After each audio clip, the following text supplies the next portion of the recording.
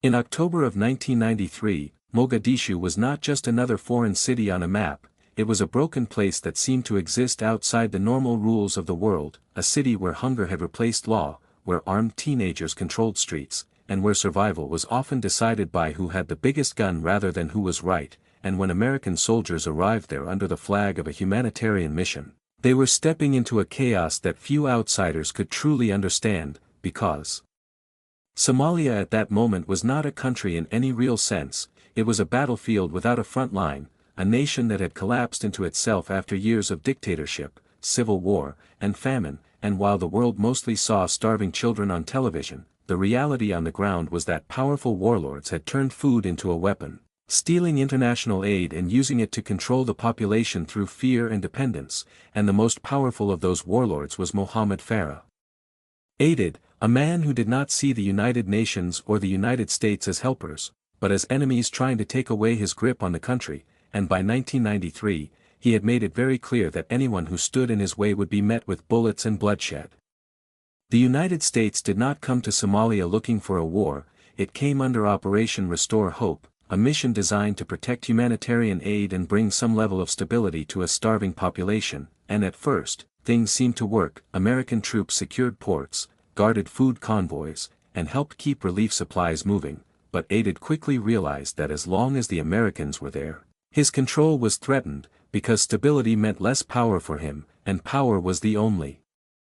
thing keeping him alive in the brutal political jungle of Somalia, so he began attacking UN forces, ambushing peacekeepers, and in June of 1993, his militia killed 24 Pakistani soldiers in a single day, shocking the world and pushing the United Nations and the United States to change their mission from simple peacekeeping to something far more dangerous, capturing Aided and dismantling his network. And that is the moment when American Special Operations Forces were sent in, not as humanitarian escorts, but as hunters, tasked with finding and arresting one of the most elusive warlords in Africa.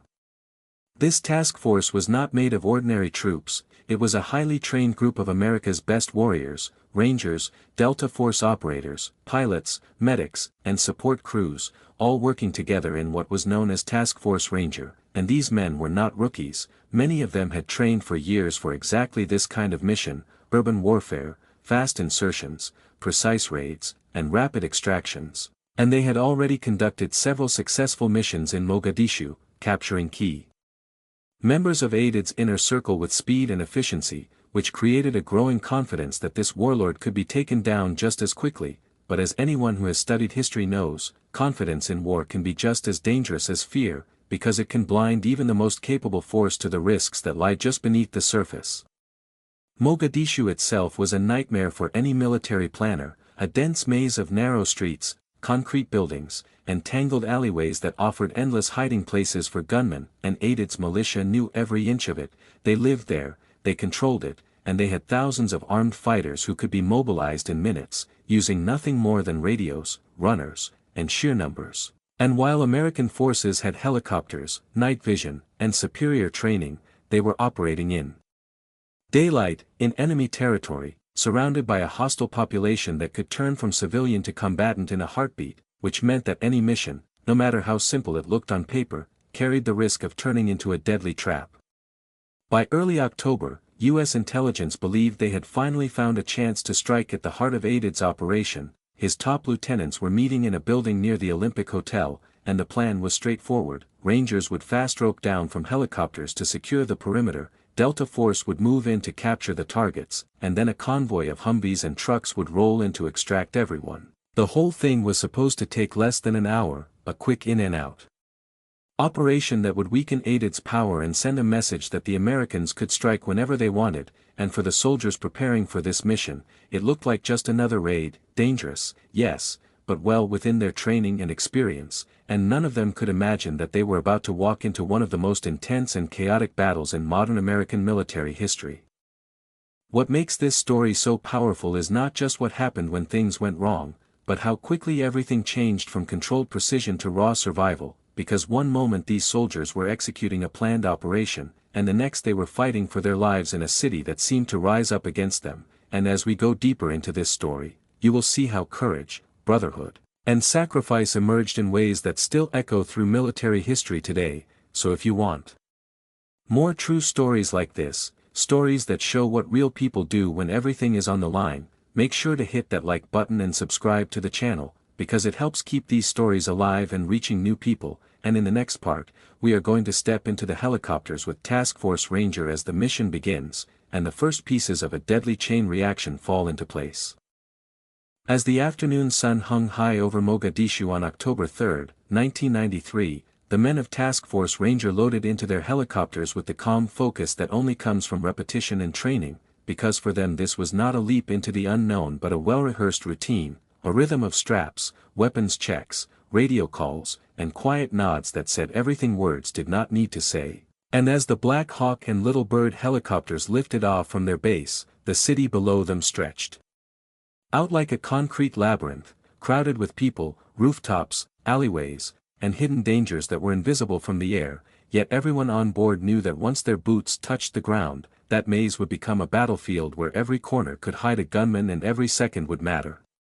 The plan was clean and simple on paper. Rangers would fast rope from the helicopters into 4 key positions around the target building, forming a tight perimeter. Delta Force operators would storm inside, grab the warlord lieutenants, and within minutes a convoy of Humvees and trucks would arrive to pick everyone up and bring them back to base, and this kind of mission had already worked before, which is why there was a quiet confidence in the air, a belief that even though Mogadishu was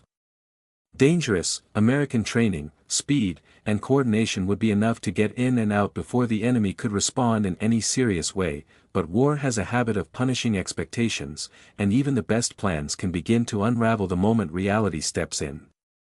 As the helicopters hovered above the city, ropes dropped down and Rangers slid to the streets below in perfect sequence, boots hitting dusty pavement, weapons coming up, eyes scanning rooftops and windows, while Delta Force moved toward the building where AID's top men were meeting. And at first, everything went according to plan. The targets were inside, the perimeter was established, and the assault teams pushed forward with precision, capturing several of the warlord's most important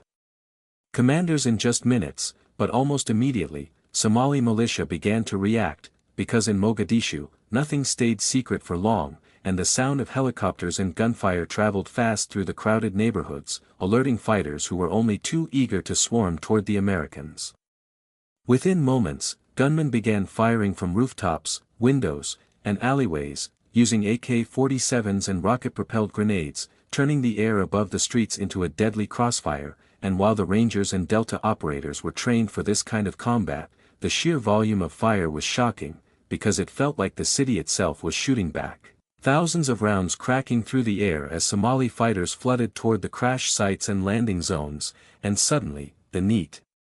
controlled perimeter began to feel very small and very fragile. Even as the mission inside the building was a success, the world outside was turning into chaos.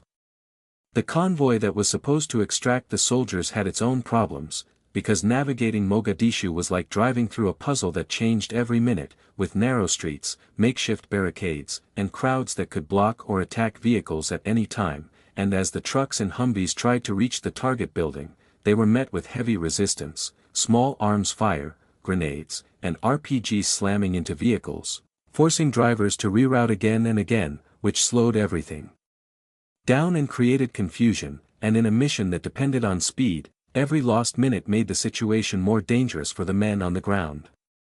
Then came the moment that changed everything, because above the city, one of the Black Hawk helicopters was hit by a rocket-propelled grenade, the explosion tearing through its tail rotor and sending it spiraling out of the sky, crashing into the streets of Mogadishu in a plume of smoke and fire. And in that instant, what had been a risky but controlled operation became a full-scale rescue mission. Because now American soldiers were not just trying to extract prisoners, they were trying to reach their own men trapped inside a hostile city. And anyone who has ever studied combat knows that when a helicopter goes down behind enemy lines, every second counts, because the enemy will rush to the crash site with everything they have. The first crash sent shockwaves through the command structure, radios crackled with urgent calls, new coordinates were shouted, and suddenly every plan was being rewritten in real time. As Rangers were ordered to secure the crash site, Delta Force teams were diverted to provide protection, and the convoy struggled to find a way through streets that were now filled with armed fighters. And yet, even in the middle of all this. Another tragedy struck, because a second Black Hawk was also hit by an RPG, crashing in another part of the city, creating not one but two desperate situations, with wounded pilots, downed crews, and American soldiers scattered across a city that was closing in on them from every direction. This is the point where the story truly becomes legendary, because what happened next was not just about tactics or firepower, it was about human beings choosing to stand their ground when everything around them said they should be overwhelmed, and in the face of impossible odds, Rangers and Delta operators moved toward danger instead of away from it, forming defensive positions around the crash sites, pulling wounded comrades from wreckage, and returning fire against waves of militia who believed they could destroy these isolated Americans through sheer numbers. And if you have ever wondered what courage really looks like, this is where you start to see it in its purest form. As the sun began to dip toward the horizon, Mogadishu became even more dangerous, because the coming of night would bring confusion, exhaustion, and the terrifying uncertainty of fighting in the dark, and the men of Task Force Ranger knew that if they did not reach and secure those crash sites soon, the situation could turn from bad to catastrophic. So if you're following this story and feeling that rising tension, go ahead and drop a comment letting me know what you think so far, because this battle is only just beginning, and in the next part, we are going to dive into the desperate fight to hold the first crash site as American soldiers face overwhelming enemy forces in the streets of Mogadishu. When the first Black Hawk slammed into the streets of Mogadishu, it did not just crash into concrete and dust, it crashed into the heart of enemy territory, and within moments the thick black smoke rising into the sky became a signal flare for every armed militia fighter in the area, drawing them toward the wreck like moths to a flame, because in their eyes a downed American helicopter was not only a military target but a symbol, something that could be used to prove that the world's most powerful army could bleed. And as Rangers and Delta Force operators moved toward the crash site, they did so knowing that they were walking straight into the most dangerous place in the city. Inside the wreckage, the helicopter crew was in a nightmare of twisted metal, fire, and shattered glass, with some of the men dead, others badly wounded, and those still able to move desperately trying to pull themselves free, while outside, American soldiers formed a tight defensive perimeter, firing back at gunmen who were already appearing on rooftops and behind walls, shooting from windows, and even crawling through alleyways to get closer, and in that moment, there was no room for hesitation, because every second spent not firing or not moving meant the enemy was getting closer, and every soldier there understood that if the perimeter collapsed, no one at the crash site would survive. The sounds of battle were overwhelming, a constant mix of automatic gunfire, exploding grenades, shouted commands, and the dull roar of helicopters circling above, trying to provide support, and yet, despite the chaos, the Rangers and Delta operators fought with discipline, calling out targets, shifting positions, and making sure that wounded men were dragged back to cover before being hit again, because this was not just about holding ground, it was about keeping each other alive, and in those tight streets, brotherhood became the strongest weapon they had. One of the most incredible aspects of this battle is how ordinary people, men who only hours before were joking and getting ready for what they thought would be a routine mission, suddenly found themselves making life-and-death decisions under extreme pressure, because when bullets are snapping past your head and RPGs are exploding nearby, there is no time to think about anything except the next move, the next reload, the next wounded friend who needs help, and this is where the true character of these soldiers began to show. As medics moved through fire to reach injured men, riflemen held their positions even when outnumbered, and leaders made rapid choices that would determine who lived and who did not. As the fighting intensified, it became clear that the Americans were being swarmed by hundreds of Somali fighters, many of them barely trained but fearless, driven by the belief that if they could overwhelm the Americans with sheer numbers, victory would be theirs, and this created a surreal contrast on the battlefield, because on one side you had professional soldiers using disciplined fire and coordination, and on the other you had waves of men rushing forward with AK-47s and RPGs, willing to die if it meant getting close enough to hurt their enemy. And in the narrow streets around the crash site, this clash of two very different styles of warfare turned into a brutal, grinding fight. Over the radio, commanders desperately tried to coordinate a rescue convoy to reach the crash site, but the streets were so chaotic and dangerous that vehicles kept getting lost, blocked, or forced to turn back, and every delay meant that the men at the crash site had to hold out longer against an enemy that just kept coming, and this is where the story begins to feel almost unreal. Because the idea that a small group of soldiers could survive in the middle of a hostile city, surrounded by thousands of armed fighters, seems impossible on paper, yet in reality, it was happening, minute by minute, shot by shot, as Americans refused to give up their ground. Meanwhile, above the city, helicopters continued to circle, providing what support they could, firing on militia positions and trying to keep the enemy from closing in too tightly, but they were also running low on fuel and ammunition, which meant that even the air support that gave the Americans an advantage could not stay forever, and this added another layer of tension to the battle, because everyone knew that if the helicopters had to pull away, the men on the ground would be even more vulnerable, trapped in a city that seemed determined to swallow them whole.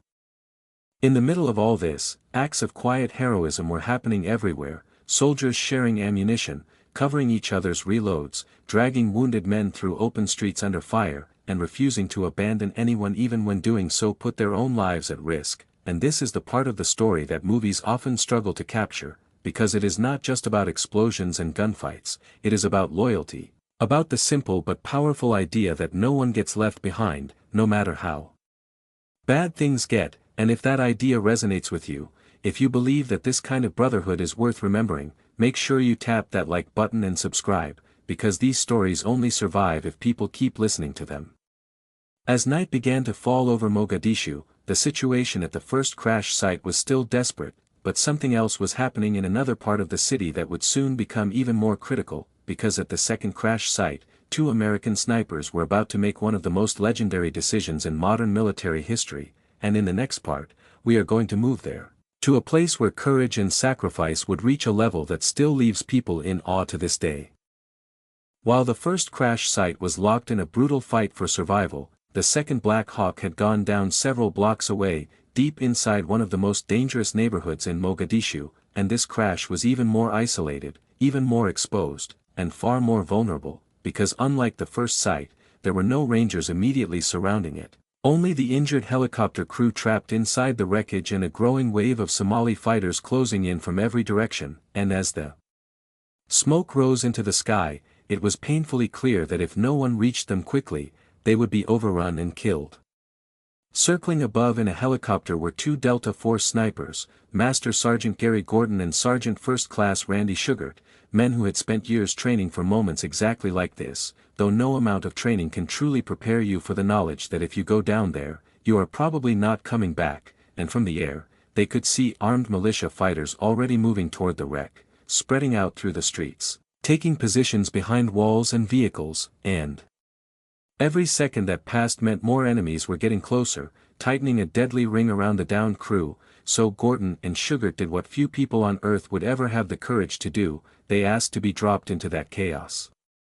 Not once, but repeatedly, over the radio, they requested permission to go down, even though the command structure knew how dangerous it was, because sending 2 men into a situation like that was almost certainly a death sentence, but Gordon and Sugart were not thinking about their own survival. They were thinking about the wounded Americans on the ground who had no one else to protect them, and after being denied twice, they asked again, and finally, permission was given, because in war, sometimes the only choice is between bad and worse, and in this case, doing nothing meant certain death for the crew of the downed helicopter. The helicopter set them down near the crash site, and as soon as their boots hit the ground, Gordon and Sugart moved toward the wreck, weapons up, eyes scanning for targets, while Somali fighters began firing at them almost immediately, and yet, despite being massively outnumbered, they pushed forward, firing with precision, dropping attackers who came too close, and establishing a small defensive perimeter around the helicopter, giving the wounded crew inside a chance to survive, even if only for a little while longer, and this is the moment where their story transcends tactics and becomes something much deeper, because what they were doing was not about winning a battle, it was about choosing to protect others, no matter the cost. For what must have felt like an eternity, Gordon and Sugart held their ground, moving from position to position, engaging targets, and refusing to be pushed back, even as more and more militia fighters poured into the area, but the numbers were simply too great, and eventually, they were overwhelmed, killed in the fight, having given everything they had to keep their fellow Americans alive for as long as possible, And for their actions, both men would later be awarded the Medal of Honor, the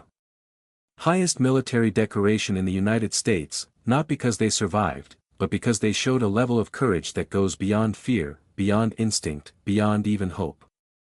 Back at the first crash site, the soldiers fighting there had no idea yet what had happened. They only knew that another helicopter was down and that the situation across the city was spiraling out of control, and as night fully settled over Mogadishu, the battlefield became even more dangerous, because the shadows gave the militia more cover, while the Americans had to rely on night vision and the fading support of helicopters that could not stay overhead forever. And in this darkness, the fight became more intense, more personal, and more exhausting, as men who had already been fighting for hours now had to find the strength to keep going.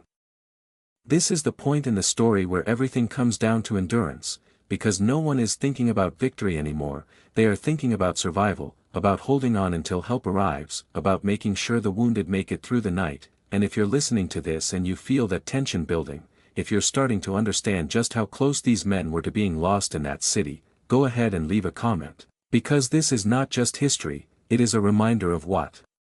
human beings can endure when they refuse to give up. And in the next part, we are going to follow the Americans through the longest night of their lives, as they fight to hold their positions and wait for a rescue that feels impossibly far away. By the time darkness had fully settled over Mogadishu, the battle had transformed into something far more brutal and exhausting than anyone could have imagined when the mission began that afternoon, because now the American soldiers were no longer part of a clean, coordinated raid. They were isolated groups of men scattered across a hostile city, holding small patches of ground against a relentless enemy that seemed to grow stronger with every passing hour. And at the first crash site, Rangers and Delta Force operators dug in around the wreckage, turning broken walls, abandoned cars, and chunks of concrete into makeshift fortifications, all while Somali militia fighters continued to probe their defenses, firing from rooftops and alleyways, trying to find any weakness they could exploit.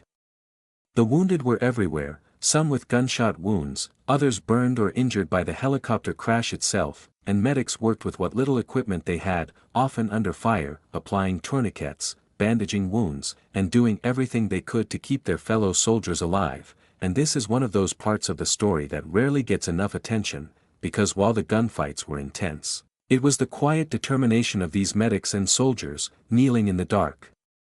hands covered in blood, refusing to let their friends die, that truly shows the depth of what was happening on those streets.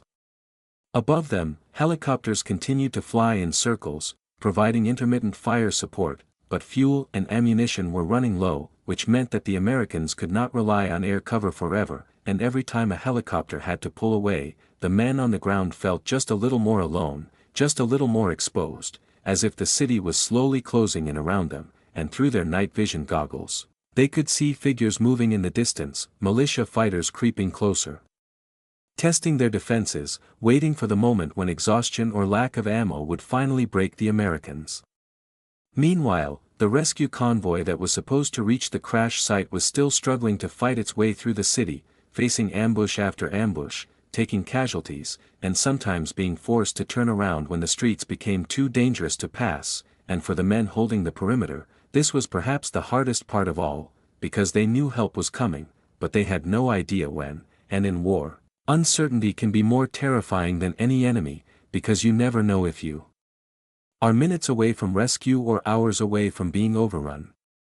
Despite all of this, something remarkable happened, because instead of collapsing, the American defenders adapted. They rotated positions, conserved ammunition, and coordinated their fire with a discipline that kept the militia at bay. And even though they were exhausted, hungry, and running on adrenaline, they continued to fight, driven by the simple but powerful idea that everyone there was counting on them. And in those moments, rank and titles faded away, replaced by a shared purpose.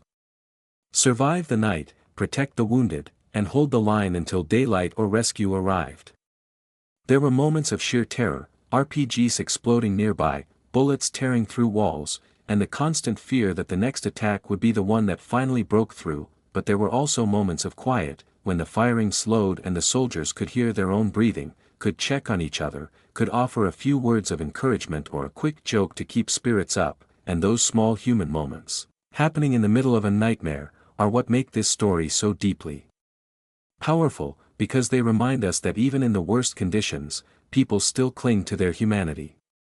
If you're listening to this and you're thinking about what it must have been like to be there, to be one of those soldiers holding a dark street corner in a foreign city with enemies all around, take a second to hit that like button and subscribe, because these stories are not just entertainment, they are a way of honoring the people who lived through them, and as this long night dragged on, something finally began to shift, because a larger rescue force was being assembled, a force that would soon push into Mogadishu and attempt to bring everyone home, and in the next part, we are going to follow that desperate dash through the city, known today as one of the most intense urban rescues in modern warfare. As the night wore on and the situation at the crash sites grew more desperate by the minute, a larger rescue force was finally assembled outside Mogadishu, made up of American Rangers, Delta Force operators, and elements of the United Nations, including Pakistani tanks and Malaysian armored vehicles, and this combined column represented the last, best hope for the men still trapped inside the city, because without heavy armor and fresh troops, there was simply no way to break through the waves of militia that controlled the streets, and when this rescue force began to move, it did so with a sense of urgency that bordered on desperation, knowing that every delay meant more blood would be spilled on the other side. The convoy pushed forward slowly, fighting through roadblocks, ambushes, and crowds that surged dangerously close to the vehicles, and the sound of heavy machine guns, cannons, and small arms fire echoed through the night, turning Mogadishu into a battlefield lit by muzzle flashes and burning debris, and for the soldiers riding in those armored vehicles, there was no room for doubt, because ahead of them were their brothers, wounded, exhausted, and still under attack, and no matter how dangerous the streets became, turning back was not an option. When the rescue column finally reached the first crash site, it was a moment of relief and chaos all at once, as soldiers rushed to load the wounded onto vehicles, to gather the survivors, and to prepare for the most dangerous part of all, the trip back out of the city, because getting in was only half the battle, and the roads leading out were just as deadly, if not more so, than the ones they had already fought through. And for many of the men who had been holding the perimeter all night, the realization that they were finally going to leave felt almost unreal, like waking up from a nightmare that refused to end. But even with armored vehicles, the convoy could not take everyone, which meant that some of the soldiers had to make the journey on foot, running alongside the vehicles through streets still filled with hostile fighters, in what would later become known as the Mogadishu Mile, a desperate sprint through enemy territory where every step could be your last, and as these men ran, carrying wounded comrades, weapons in hand, adrenaline pumping through their veins, they were driven by nothing more than the will to survive and the promise that freedom was just a few blocks away. The fighting did not stop until the very end, with militia fighters continuing to fire on the convoy and the running soldiers, but little by little, the Americans and their allies pushed through, finally breaking out of the city and reaching a secure area where the wounded could be treated and the survivors could catch their breath, and in that moment, after hours of terror, exhaustion, and loss, the men of Task Force Ranger had made it out, battered, bruised, and grieving, but alive.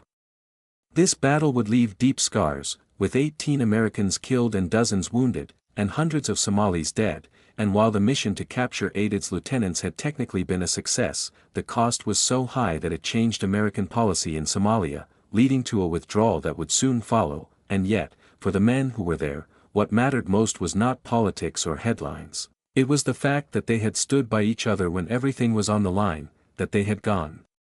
into hell and come back together, and if that kind of loyalty and courage means something to you, make sure you subscribe to the channel, because these are the stories that deserve to be told.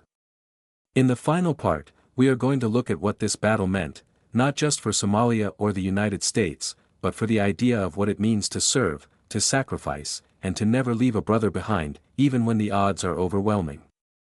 When the last armored vehicles rolled out of Mogadishu and the wounded were finally carried to safety, the battle was over, but the story was far from finished, because what happened on those streets in October of 1993 did not stay there, it traveled home with the men who survived, with the families who lost loved ones, and with a nation that suddenly realized just how high the cost of modern warfare could be. And while politicians debated and newspapers argued over what it all meant, the soldiers who had been there carried a much simpler truth, that in the worst possible conditions, ordinary people had done extraordinary things to protect each other, and that kind of courage does not fade just because the cameras turn away.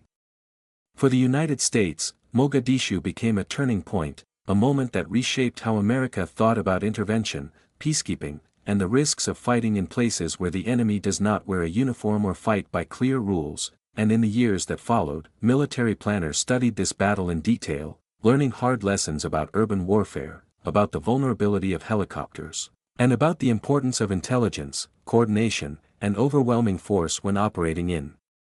hostile cities. But beyond all of that, Mogadishu also became a symbol, a reminder that even when things go wrong, even when plans collapse and chaos takes over, the people on the ground still matter more than any strategy, because they are the ones who bleed, who carry the wounded, who make the impossible choices when there is no perfect option left.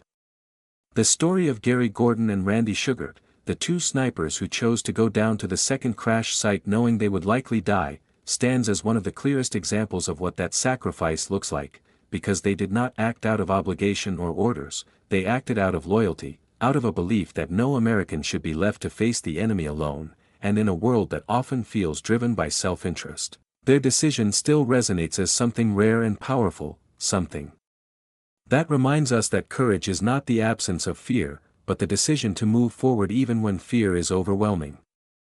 For the men who survived, Mogadishu became a defining chapter of their lives, a story they would carry forever, not just as a tale of combat, but as a memory of the people they fought beside, the friends they lost, and the moments when they discovered what they were truly capable of under pressure. And for those who listen to these stories today, decades later, there is something timeless in them, because they speak to values that go beyond any single war or place: loyalty, sacrifice, and the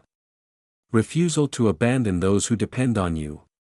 If you've made it this far in the story, take a second to think about what these men endured and what they were willing to give, and if you believe that stories like this should never be forgotten, go ahead and leave a comment, hit that like button, and subscribe to the channel, because every click helps keep these memories alive, and it helps bring more people into this community that respects and honors the real human cost of history, not just the dates and the headlines.